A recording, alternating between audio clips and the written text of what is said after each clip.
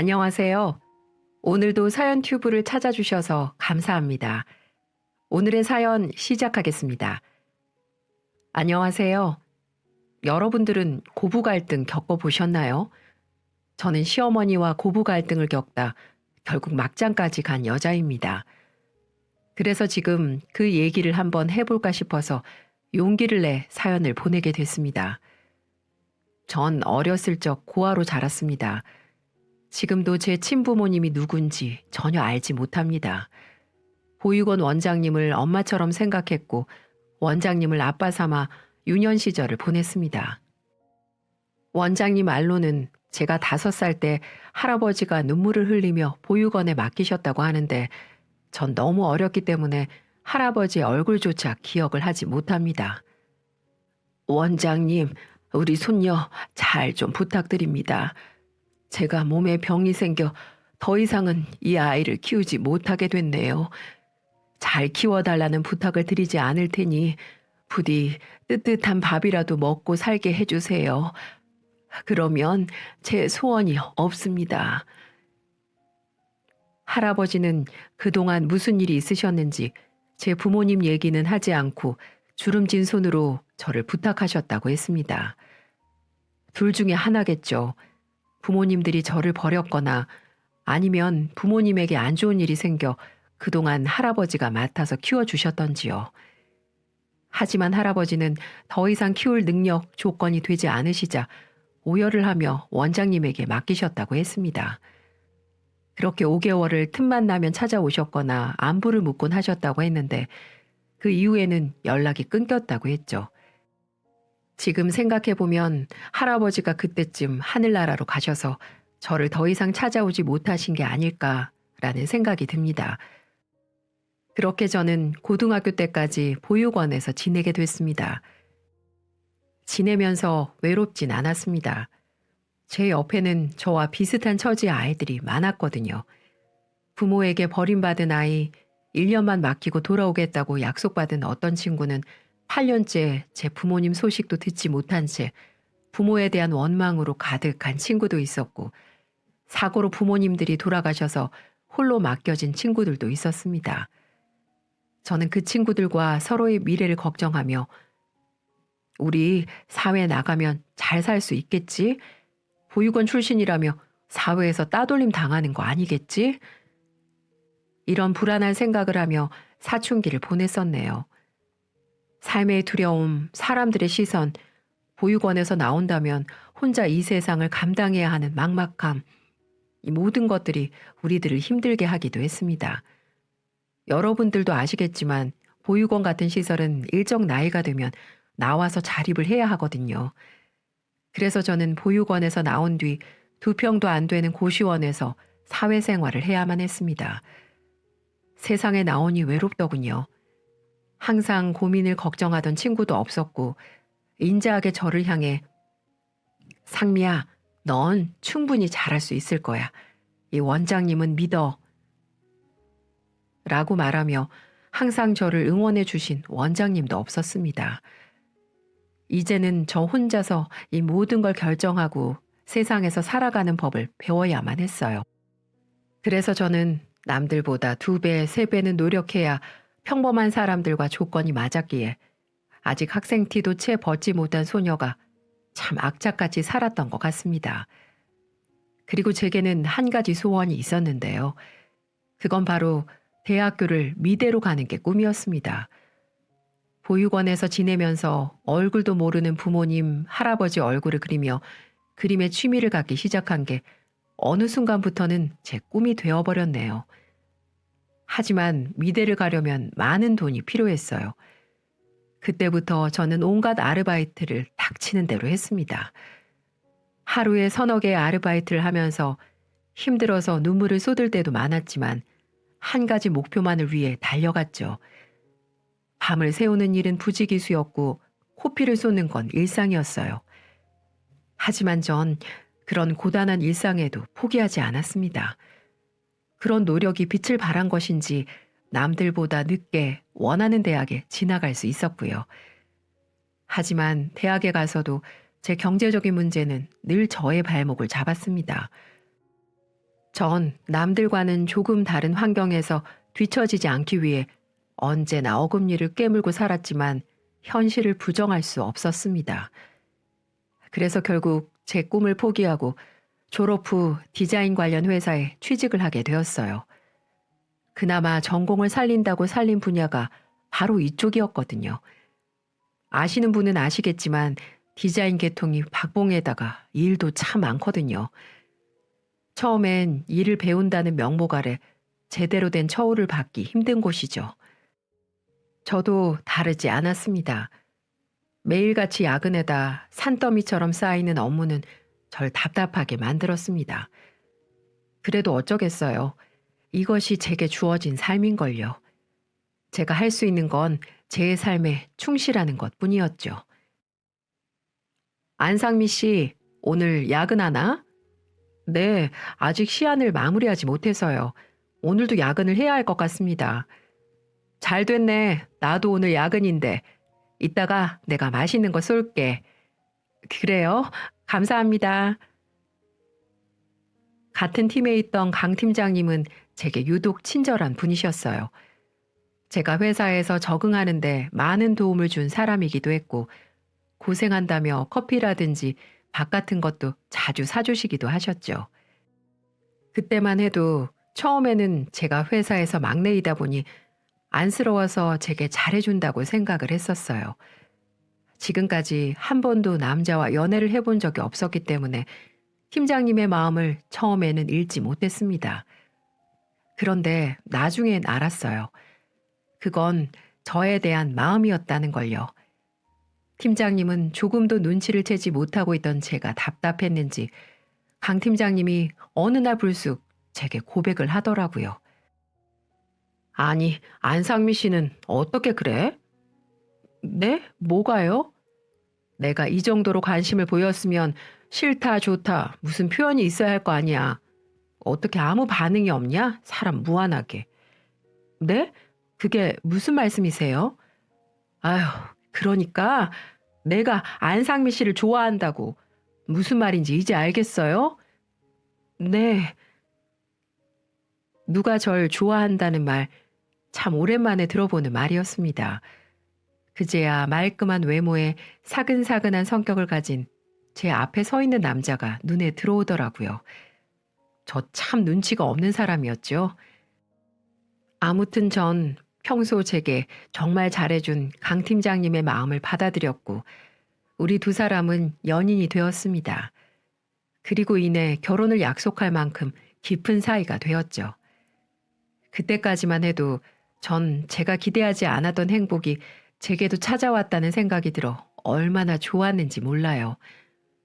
지금까지 부모 없이 보육원에서 자라 나도 과연 행복한 가정을 꾸릴 수 있을까라는 생각을 많이 했었는데 그게 현실이 된다고 하니 당연히 좋을 수밖에 없었죠.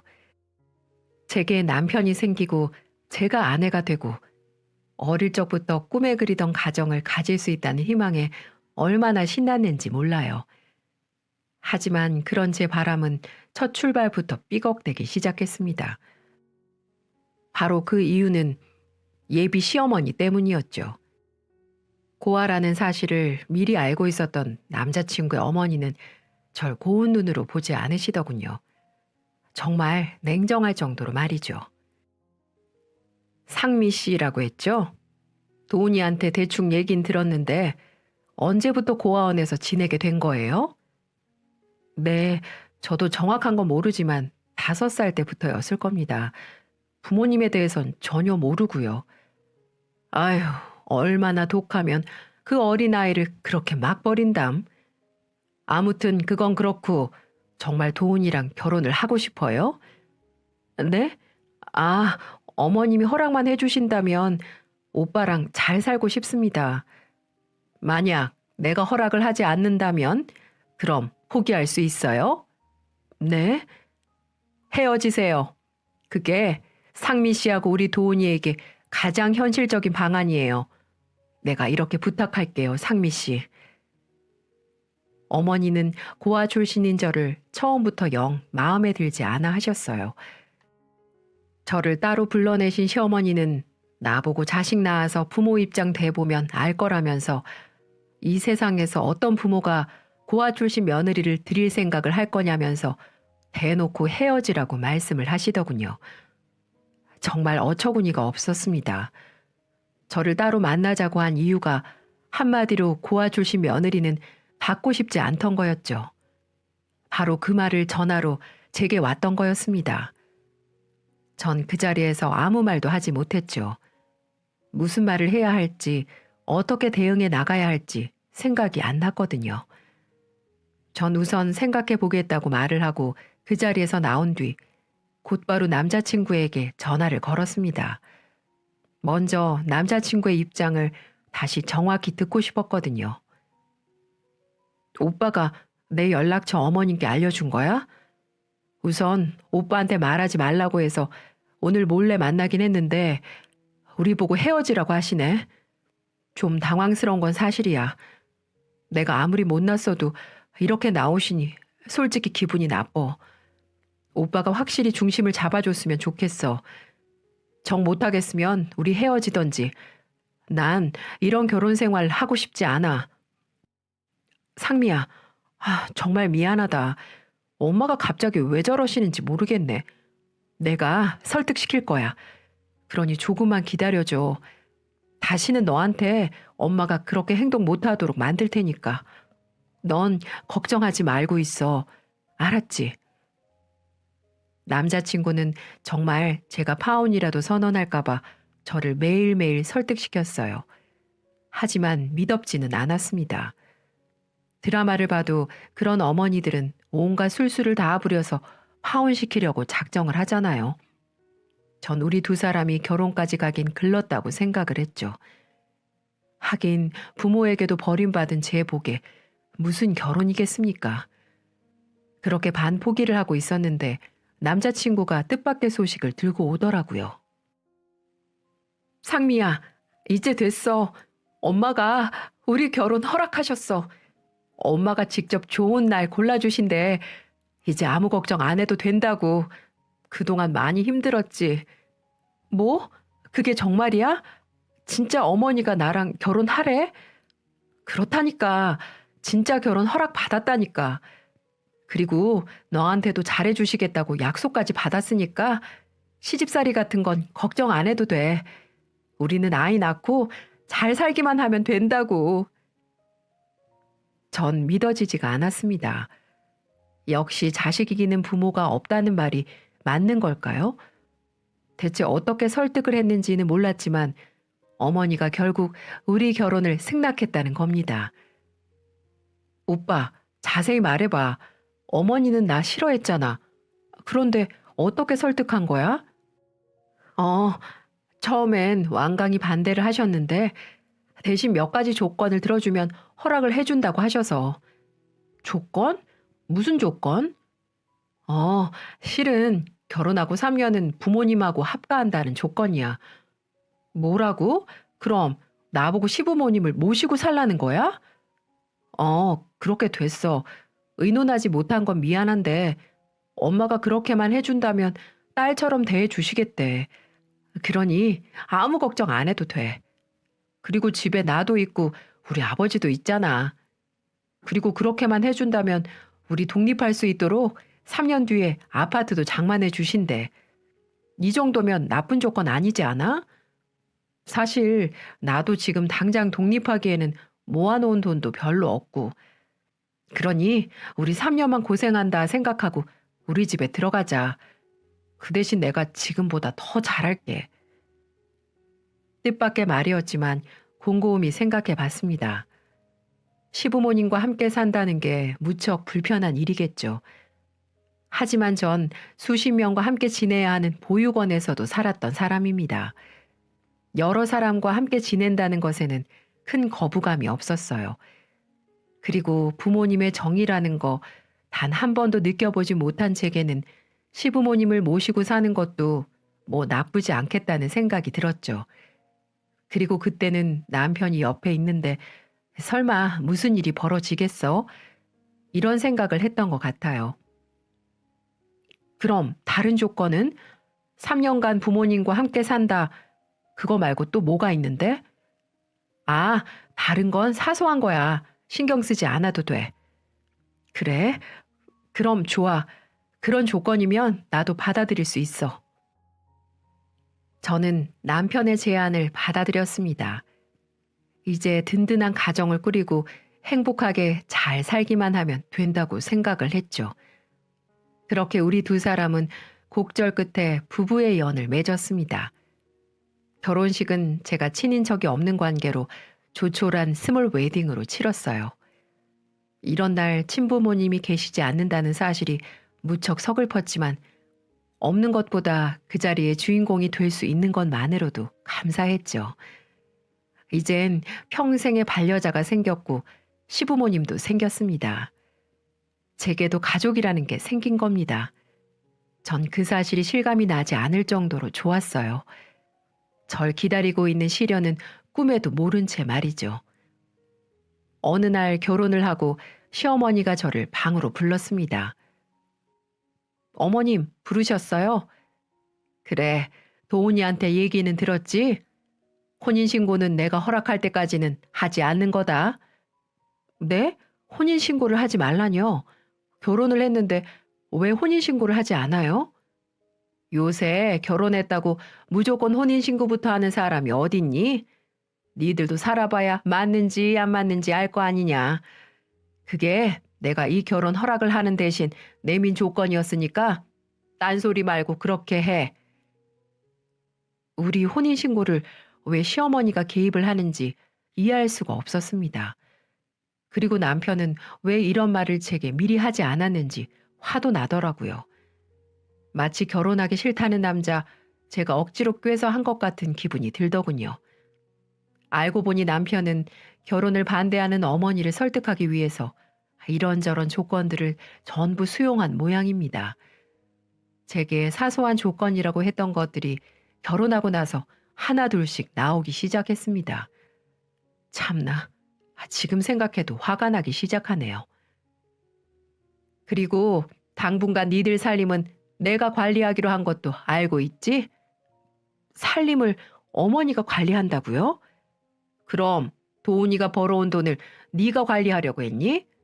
넌 돈 관리를 해본 적도 없을 텐데 아무것도 모르는 너한테 어떻게 맡겨? 어머니, 저도 돈 관리할 줄 알아요. 제가 몇 살 때부터 독립하면서 살았는데요. 시끄럽다. 혼자 살 때랑 식구들과 함께 살 때랑 똑같니? 내가 차근차근 관리를 해주면서 가르쳐 줄 테니까 필요한 돈이 있으면 나한테 타다 쓰거라. 그리고 너도 이제 회사는 그만두고 나한테 살림을 배우도록 하고. 정말 숨이 턱 막히더군요. 벌써부터 시작되는 시집살이에 혼이 다 빠져나가는 것 같았습니다. 시부모님과 함께 살기로 한 3년이 얼마나 지옥 같을지 겁이 덜컥 나더라고요. 그런 제 우려는 현실로 펼쳐졌습니다. 시어머니의 시집살이는 독하기 그지없었어요. 예, 상미야. 넌 어떻게 된 애가 말귀를 못 알아듣니? 아니, 젊은 애가 가는 귀를 먹은 것도 아니고. 왜요, 어머니? 뭐가 잘못됐어요? 아까 내가 뭐라고 했니? 빨래를 삶을 때는 색깔을 구분해야 된다고 했어, 안 했어? 이러면 물이 다 들어버리잖아. 아유, 내가 못 살아. 아, 죄송합니다. 제가 깜빡했어요. 잘해도 본전인데 실수라도 하면 어머니의 타박이 소나기처럼 쏟아졌죠. 그런 거야 그럴 수 있다고 쳐도 수시로 무리한 요구를 하시는데 정말 진이 다 빠질 정도였어요. 예, 상미야. 날이 좋으니까 이불 빨래 좀 해두거라. 이불은 꾹꾹 밟아야 때가 잘 빠지는 거야. 할 수 있지? 예, 상미야. 집안에 먼지가 이게 뭐니?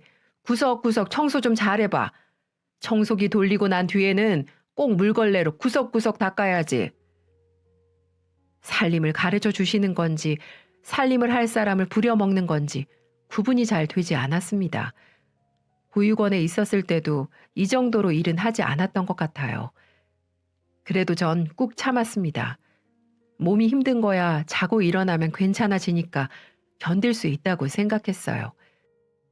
그렇지만 정작 힘이 들었던 건 제가 아직 이 집안의 가족으로 받아들여지지 않았다는 점이었습니다. 전 우연찮게 남편과 시어머니의 대화를 엿듣게 되었어요. 엄마, 꼭 이렇게 월급까지 쥐고 있어야 속이 시원해요? 얘 말하는 것 좀 봐. 이게 다 누굴 위해서 이러는 건데. 그럼 근본도 모르는 고아 출신 며느리한테 네가 뼈 빠지게 일해온 돈을 맡기니? 그랬다가 아마 네 돈이 어디에 쓰이는 줄도 모르고 사라져버릴걸? 아유, 괜한 소리는. 상미 그런 애 아니에요. 엄마 자꾸 이러면 저도 가만히 안 있을 거예요. 으이구, 이 얼뜨기 같은 놈아. 여자를 그렇게 믿고 살면 안 되는 거야. 초장의 길을 잘 들여야지, 길을. 게다가 상미처럼 배골고 살아온 애들이 얼마나 독한데. 너 까딱하다간 걔한테 이리 끌려다니고 저리 끌려다닐걸. 내가 괜히 혼인신고하지 말라고 그러는 줄 알아? 지금도 임상실험 중이야, 임상실험. 그러니까 잠자코 엄마 말 들어. 엄마가 다 알아서 할 테니까. 하여간 엄마도 그러니 적당히 하시라고요. 엄마 아들 이혼당하게 하고 싶어요? 아무튼 꼭 3년 뒤에 아파트 장만해줘서 독립시켜주기로 한 거 약속 지키세요. 그러니까 내가 내 마음속으로 며느리라고 느껴질 때 그때는 시집살이 안 시켜주고 잘해줄 거야. 지금은 그 과정이라고 생각해라.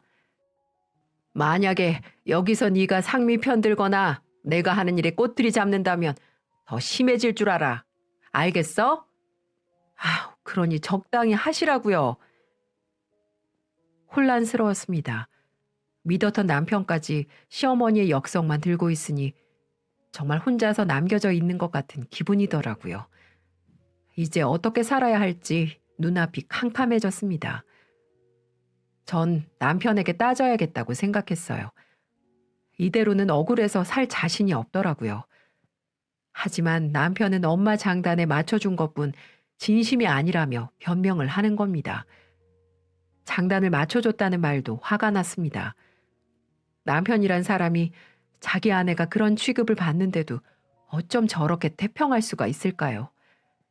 이 사람은 아파트를 원하는 건지 아니면 진심으로 저를 위해 그런 건지 생각을 알 수가 없었습니다. 전 그런 남편의 태도를 지적했고 남편은 나름대로 고충이 있다는 자신의 처지를 들먹이며 항변을 하더군요. 대화가 오고 갈수록 우리는 목소리가 더 높아졌고 우리의 말다툼 소리가 방문 밖으로 새어나간 모양입니다. 갑자기 방문이 벌컥 열리더니 눈에 불을 켠 시어머니가 절 무섭게 노려보며 제게 훈계질을 시작하더군요. 상미야, 넌 왜 그렇게 네 남편 못 잡아먹어서 난리니? 내가 대충 들었는데 아무리 생각해도 상민이가 열낼 일이 아닌 것 같다. 그냥 모자가 농담처럼 한 험담까지 꼬투리를 잡으면 어떡하라는 말이니? 그냥 입 닫고 살라는 말이야? 어머니, 아무리 그래도 이건 아니잖아요. 고아 출신이란 이유만으로 멸시하는 것도 서러워 죽겠는데 임상 실험이니 길을 들인다느니 그건 정말 너무하신 거 아니에요? 아니 얘가 어따 대고 눈을 찍고 이래. 너 대체 그런 버릇없는 짓은 누구한테 배웠어? 이래서 가정교육이 중요하다니까. 말씀이 너무 지나치신 거 아니에요? 그래요. 저 부모도 없고 천한 고아 맞아요. 근데 어머니는요? 그 나이 먹도록 며느리한테 막말하고 무시하는 그런 행동들은 잘하고 있다고 생각하세요? 요즘 그렇게 행동하면 어디서 대우 못 받는 거 모르세요? 전 참으로 어머님 인성이 문제가 있다고 생각이 드네요. 뭐라고? 인연이? 저는 일방적으로 남편 편을 들고 또 고아 출신 운운하는 시모에게 도저히 참지 못하고 말을 해버렸습니다. 사람이 참는 것도 한계가 있지 사람을 계속 무시하는 꼴을 더 이상 못 보겠더라고요. 그러자 시모는 얼굴이 홍당무가 돼서는 꽤나 당황스러워 보였습니다. 갑작스런 제 역공에 한방 제대로 먹힌 순간이었죠. 얼마나 그 표정을 보고 시원하던지. 아무튼 그날 우리의 첫 대결은 저의 완승으로 끝이 났습니다. 하지만 그 사건 이후로 시어머니는 어떻게든 복수를 해주고 싶으셨나 봅니다. 사람이 얼마나 추접하게, 아니, 얼마나 간사하게 나오던지. 빨래를 해도 제 것은 쏙 빼고 자기 식구들 것만 하기도 했고, 고기를 사와 삼겹살을 구워 먹어도 제 것은 없다며 김치에 밥 말아 먹으라고 하더군요. 그리고는 얼굴까지 지적하는 거 있죠? 예, 너는 아직 애기도 낳지 않은 애가 얼굴에 잡티라든지 기미가 있니? 좀 관리 좀 해. 그렇게 못생겨서 나중에 손주들 못생긴 애들 태어날까봐 벌써부터 걱정이다. 동네에서 내 며느리라고 하지 마. 창피해서 같이 돌아다니게 하겠니? 참, 하는 수준이 초등학생도 안 하는 언행들을 막 하는데 기분이 나쁘다기보다는 이제는 가소롭기까지 하더라고요. 그때마다 저는 귀 닫고 입 닫으면서 너 혼자 떠들어라 하는 심정으로 대꾸도 해주지 않았습니다. 하지만 그런 것들도 자주 들으니 도저히 안 될 것 같아 대응을 해나가기 시작했어요. 예, 상미야. 빨리 가서 생선 좀 손질해라. 식도로 비늘 잘 털어내고 내장도 깨끗하게 긁어내야 한다. 어머니가 하세요. 저 생선 손질 못해요. 뭐라고? 너 지금 나한테 뭐라고 했니? 생선 손질 못한다고요. 그러니까 어머니가 하시라고요. 너 지금 이 시애미 말 무시하는 거니? 어디서 버르장머리 없이. 무시는 어머니가 하시고 계시죠. 그리고 저 정말 해본 적이 없어요. 그러니 할 줄 아는 어머님이 하시라고요. 아시겠어요? 어머 어머, 제 말하는 것 좀 봐. 너 이 집에서 쫓겨나고 싶어서 아주 몸이 근질근질하니? 네, 지금 심정 같아선 그냥 쫓겨나고 싶네요. 지금이라도 당장 짐 싸서 나가드릴까요? 아니, 내가 이럴 줄 알았어. 이래서 혼인신고를 하지 말라고 했던 거야. 저렇게 버릇없고 발칙한 애를 며느리라고 들였으니 내가 미쳤지, 미쳤어. 이렇게 제가 배째라는 식으로 나오자 혼자 열불이나 난리가 아니더군요. 전 이 집에서 쫓겨나는 한이 있더라도 제 정당한 권리는 빼앗기지 않겠다고 다짐했습니다. 싫은 건 싫다고 말했고 아닌 건 아니라고 말했습니다. 그러자 시어머니와의 갈등은 점점 더 깊어만 갔죠.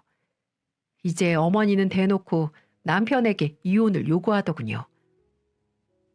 도훈아, 아무래도 네 엄마 제 명대로는 못 살고 죽을 것 같다. 왜 그래요 또? 며느리라고 하나 있는 년은 이 시애미 머리끄댕이 못 잡아서 안달이 났는데 내가 명대로 살 수 있겠니? 아무래도 안 되겠다. 난 절대 저런 며느리 받아들일 수가 없어. 어차피 서류상은 남남이니까 쟤랑 상의해서 깔끔하게 정리해라. 엄마, 이혼이라뇨. 엄마가 평생 데리고 살 거예요? 그래서 제가 적당히 하시라고 말씀드렸잖아요. 뭐 이놈아? 이거 말하는 것 좀 봐라. 이제 이 애미 생각 안 하고 네 마누라 편 든다 이거니? 아이고, 자식 새끼 있어봤자 아무 필요 없다고 하더니만. 남편은 어머니와 제 시도 때도 없는 싸움에 너무 힘들어 보였습니다. 누구의 편도 들 수 없는 상황에서 혼자서 스트레스를 많이 받는 듯 했어요. 그래서 저는 그 모습을 보고 이제는 정말 결정해야 될 때가 왔다고 생각을 했습니다. 대놓고 제 앞에서 이혼을 요구하는 그런 시모와는 저도 같이 살고 싶지 않았고요. 그래서 남편에게 선택을 하라고 했습니다. 지금 나와 독립하던지 아니면 어머니를 선택해서 나와 깔끔히 이혼하던지 이 두 가지를 말이죠. 저는 정말 그때 이혼할 각오로 말을 했습니다. 더 이상 제 인생을 불행하게 살고 싶지 않았거든요. 남편은 결국 제 손을 들어주더군요. 어머니 대신 저를 선택한 거죠. 제 앞에서 이혼 서류를 찢어버리면서 작은 집이라도 구해서 신혼살림을 다시 차리자고 했어요. 그때는 얼마나 고맙던지. 남편이 그렇게 선택을 하자 역시나 시모가 미쳐 발광하기 시작했습니다. 이놈아, 내가 결혼시킨 조건으로 3년 동안 합가해야 한다는 거 말하지 않았어? 이제는 이 애미 말도 무시한다 이거지? 도대체 전현이 뭐라고 너를 설득을 했기에 갑자기 독립이라니? 난 못 받아들인다. 갈 거면 이 애미 밟고 가. 어머니, 좀 그만 좀 하세요. 이제 저도 지겨워 죽겠다고요. 이렇게 말을 하며 간단한 짐들만 챙기고 나가버렸어요. 전 먼저 남편에게 새로 구한 집에 가 있으라 말하고 뒷정리는 깔끔하게 해야 될 것 같아 우리의 짐을 챙기기 시작했습니다. 시모는 남편이 그렇게 나가자 땅을 치고 오열을 하더니 제게 막 화풀이를 하기 시작하더군요. 이년아, 내가 저놈을 지금껏 어떻게 키웠는데 저렇게 싹수가 노래진 거야? 네가 시켰지.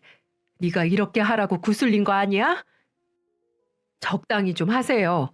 어머니가 평생 외동아들 힘들게 키운 거 저도 아는데요.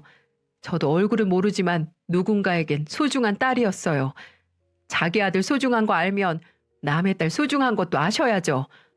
어머니가 욕심을 버리고 제게 함부로 행동을 하지 않았더라면 이런 일도 없었어요. 자업자득이라 생각을 하고 아들하고 연락이라도 하고 지내고 싶으면 지금부터라도 마음 단단히 고칠 생각부터 하세요. 아시겠어요? 그렇게 말을 하자 시모는 제 머리채를 잡기 시작했어요. 이년이, 이 천하의 고아년이 어디서 시애미를 가르치려고 그래? 라고 하며 머리카락이 다 뜯어질 정도로 아프게 잡아당기자 저도 이성을 잃고 말았습니다. 그래요. 천하의 고아년 어디 매운맛 한번 보세요. 저도 그렇게 말을 하며 같이 시어머니의 머리채를 잡아버렸습니다. 한동안 그렇게 서로 이건 놔! 어머니가 놓으세요! 실랑이를 했고 그때 시아버지가 일 끝나고 집으로 돌아와서야 그 상황은 멈출 수 있었습니다. 시아버지는 개인 택시를 운전하시는 분이셨는데 항상 일찍 출근하고 늦게 퇴근하셨기 때문에 집안일에는 별로 신경을 쓰지 않는 분이셨어요. 쉬는 날이면 등산이라든지 모임에 자주 나가셨기 때문에 집에 계시는 날이 별로 없던 분이기도 하셨죠. 시부는 제 마누라와 며느리가 서로를 헐뜯는 충격적인 광경에 참으로 어이가 없어 하시더군요. 그리고 우리가 조금 감정이 사그라들자 정말 막장이어도 이런 막장은 없다면서 혀를 쯧쯧하며 안방으로 들어가 버리셨습니다. 전 그날 이후 모든 짐을 택배로 보내버린 다음 독립을 하게 됐어요. 더 이상 그 시댁에 가고 싶지 않았습니다. 시모의 얼굴도 보기 싫었고 그 집에서 생활한 8개월 동안의 추억을 전부 지워버리고 싶었어요. 그렇게 남편과 저는 새롭게 다시 신혼생활을 시작했습니다. 거실 하나에 방 2칸짜리 작은 집이었지만 얼마나 마음이 편했는지 몰라요. 괜히 제게 시비 건 사람이 없어서 좋았고 제가 할 수 있는 건 이제는 마음대로 할 수 있으니 좋았습니다. 그렇게 되다 보니 부부 금술도 좋아져서 임신까지 하게 되었고요. 남편은 독립을 하고 나서 시댁과 처음에는 연락을 끊고 살다가 어느 순간부터 왕래는 하고 산다는 건 알았지만 전 신경 쓰지 않았어요. 자식된 도리는 해야 된다고 생각을 했기 때문에 그냥 모르는 척 했습니다. 하지만 저의 이런 행복을 무참히 깨버리는 사람이 있었어요. 여러분도 다 예상하셨겠지만 또 그 주인공은 바로 시모였습니다. 여느 날처럼 집안일을 하고 있는데 회사에 갔던 남편에게서 전화가 걸려오더군요. 여보, 내일이 엄마 생신이셔. 조금 전에 엄마랑 통화했는데 엄마가 몸이 좀 안 좋으시대. 그래서 그런데 집에 가서 어머님 생신상 차려주는 게 어때? 요즘 많이 울적해 하시고 외로움을 많이 느끼시나 봐. 당신한테 미안한 말이지만 우리 임신도 했고 언제까지 이렇게 지낼 순 없잖아. 그러니까 이번 한 번만 당신이 수고 좀 해주는 게 어때? 뭐라고? 그러니까 지금 나보고 어머니 생신상이라도 보라는 말이야?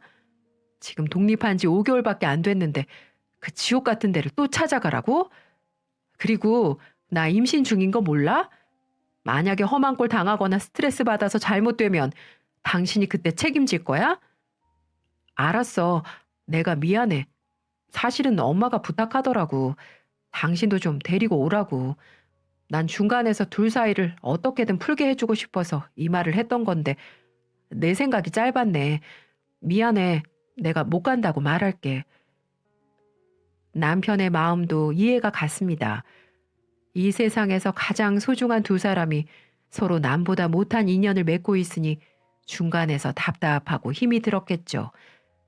저도 그걸 모르는 건 아니었지만 아직은 시기가 아니라고 생각했습니다. 가더라도 건강한 아이를 출산하고 나서 찾아뵙고 싶었어요. 그래도 손주를 보면 성격이 조금 바뀌지 않을까 내심 기대도 했었고요. 하지만 제 기대와는 달리 참 기가 막힌 일이 벌어지고 말았습니다. 바로 다음 날 정체 모를 누군가가 초인종을 누르더군요. 누구세요? 나다. 어서 문 열어. 바로 그 주인공은 또 시어머니였습니다. 남편이라는 인간이 제 허락을 받지 않고 우리 집 주소를 알려준 모양이었어요. 아니, 어머님이 여기까지는 어쩐 일이세요? 도훈이한테 들었다. 너 내 생일에도 안 온다고 했다면서? 네 고집도 참 대단하다. 대단해. 그렇게 이 시애미를 이겨먹고 싶으냐? 하실 말씀만 하세요. 저 어머니랑 말싸움 하기 싫어요. 그래도 인연이? 네가 생일상 시댁에 와서 안 차려준다고 하니 내가 직접 왔다. 가서 미역국이랑 잡채랑 만들어서 와봐. 시모는 장을 봐온 재료들을 제게 건넨 것도 아니고 던져버리더니 생일상을 차리라고 다짜고짜 명령을 하는 겁니다. 누가 봐도 며느리에게 생일상을 받고 싶은 게 아니라 어떻게든 복수를 해주고 싶어서 온 것처럼 보였어요. 네, 물론 시어머니 생일이니 차려드릴 수는 있죠. 하지만 시모 얼굴을 보며 그 전에 천한 년, 이 고한 년, 애미 애비도 없는 년, 못생긴 년. 이런 말들을 입버릇처럼 들었기 때문에 해주고 싶은 마음이 들다가도 그 마음이 싸늘히 식어버린 걸 어쩌겠어요. 그리고 부탁이 아닌 재료들을 던지며 생일상 차리라고 명령하는 시모를 보고 네, 알겠습니다, 어머님 하고 생일상 차려주는 며느리가 과연 몇 명이 있겠냐고요. 그래서 저는 거절을 했습니다. 직접 해서 드시던가 배달시켜 드세요. 제가 어머니 종도 아니고 왜 갑자기 연락도 없이 찾아와서 이 행패를 부리시는지 모르겠네요. 그리고 저 임신한 거 들으셨죠? 지금 한창 중요한 시기니까 이만 돌아가 주세요. 저는 이렇게 말을 하며 정중히 돌아가시라고 말씀을 드렸습니다. 그러자 시모는 그게 더 열이 받았는지 또 본색이 나오기 시작했습니다. 뭐라고? 이런 망할 년이 있나? 부터 시작하더니 제 집안 물건을 다 던지기 시작하는 겁니다. 벽에 걸린 시계부터 시작해서 화분, 그리고 심지어는 대형 TV까지 방바닥으로 내리쳐 버리시더군요. 아주 안 그래도 좁은 집을 다 부수려고 하는 거예요. 그리고 안방으로 가더니 우리 결혼사진 큰 액자 있죠? 그것까지 바닥으로 깨버리려고 할 때 저는 도저히 참지 못하고 뺏은 다음 시모의 멱살을 잡아버렸습니다. 제 행동에 놀란 시어머니가 말을 더듬기 시작했어요. 너 지금 이게 무슨 짓이야? 감히 누구 멱살을 잡긴? 무슨 짓은 바로 어머니가 했죠. 아직도 제가 어머니의 며느리로 보여요? 제가 웬만하면 시간 좀 흐르면 남편 때문이라도 참고 인사드리러 가려고 했는데 이제는 안 되겠네요. 어디서 남의 집 와서 행패질이에요, 행패가? 집안 물건들 다 부수고 이제는 우리 결혼 액자까지 깨려고 하세요? 왜 잘 사는 자식들 집 와서 난동을 피우냐고요. 경찰 부르기 전에 당장 나가세요. 안 나가면 각오하셔야 될 겁니다. 뭐? 경찰? 못된 거. 천하의 쓰레기 같은 거. 너 어디 두고 보자. 두고 보긴 뭘 두고 봐요? 당신 이제 내 시어머니 아니라니까? 그리고 감히 누구 보고 쓰레기래요? 누군 그런 말 못해서 안 하는 줄 아세요? 똑같은 사람 되기 싫어서 그런 겁니다. 저는 이렇게 말을 하고 시모를 강제로 집에서 내쫓아 버렸습니다. 그리고 시모가 다녀간 현장들을 동영상으로 찍어서 바로 남편에게 전송해 버렸어요. 그 잘난 어머니가 이렇게 하고 갔다면서 말이죠. 남편은 전화 와서 어디 다친 데 없냐며 깜짝 놀라 물었지만 그 순간은 남편도 미워 보여 신경 끄라고 하며 전화를 끊어버렸습니다. 남편은 아무래도 걱정이 됐는지 회사에서 조퇴를 하고 곧장 집으로 왔습니다. 그리고 여기저기 물건들이 깨지고 난장판이 되어 있는 잔인한 집안 현장을 보고 충격을 받은 듯 했어요. 그것도 제 어머니가 이렇게 임신한 며느리를 두고 쑥대밭을 만들었다는 사실에 미치도록 흥분을 하더군요. 그리고는 남편의 시모에게 곧장 전화를 걸었습니다. 엄마, 해도 너무 하시네요. 아무리 그래도 이 정도까지 할 줄을 몰랐습니다. 이제 저도 더 이상 이 사람 설득 못 시키겠어요. 이제 앞으로 저한테도 연락하지 마세요. 앞으로 전화 와도 저를 찾아와도 받거나 안 만나줄 겁니다. 여기서 이만 인연 끊자고요. 라고 화를 내며 전화를 끊어버렸어요. 그리고 다음 날 연락처도 바꿔버렸습니다. 그리고 곧장 살던 집도 내놓은 다음 우리는 다른 곳으로 이사를 가버렸고요. 이렇게 한 과정이 2주가 안 되었습니다. 그만큼 정말 인연을 끊을 각오로 일을 척척 진행해 버리더군요. 그동안 중간에서 저와 시모 사이 풀어주려고 했던 모든 것들이 시모의 철없는 행동에 한순간에 물거품이 되다 보니 크게 실망한 남편은 독하게 냉정해져 버렸습니다. 그렇게 저희는 1년째 시댁과 완전히 인연을 끊고 살고 있습니다. 그 사이에 전 예쁜 딸을 낳았고 육아에 전념하고 있는 상태이고요. 남편은 저와 우리 딸만을 바라보며 가정을 잘 지켜주고 있습니다. 이렇게 저의 시댁과의 전쟁은 끝이 났어요. 제 사연을 들으신 분들은 아무리 그래도 시부모인데 너무 심했다고 생각할 수도 있어요. 조금만 더 참고 버티지 그랬냐면서 말이죠. 하지만 직접 겪지 않으신 분들은 모릅니다. 제가 이 글을 쓰면서 요약해서 설명해 드렸던 거지. 시댁 생활 그 시간 동안 제가 얼마나 가슴 아프고 눈물을 흘렸는지 몰라요. 무엇보다 네가 그 모양이니 니네 부모가 널 버리고 갔지. 이 말은 아직도 제 가슴에 상처로 남아있답니다. 그래서 지금은 이렇게 인연을 끊고 시아버지와 남은 인생을 부디 잘 사시길 바랄 뿐이네요. 남편은 며칠 전에 제게 이런 말을 하더라고요. 자식을 낳아보니 가장의 무게감이 다르다고요. 네, 맞아요. 어느 부모나 그런 마음을 갖겠죠. 우리 가족을 위해 살고 있는 남편이 저는 너무 감사합니다. 그래서 저도 더욱 잘할 거고요. 앞으로 제 딸을 잘 키워서 더욱 행복한 가정을 꾸릴 수 있도록 노력하겠습니다. 이 사연을 들으신 모든 분들도 가정에 행복만이 있길 바라며 저처럼 고부 갈등이 있으신 분들이나 있으셨던 분들 특히나 더 힘내시고 건강하셨으면 좋겠네요.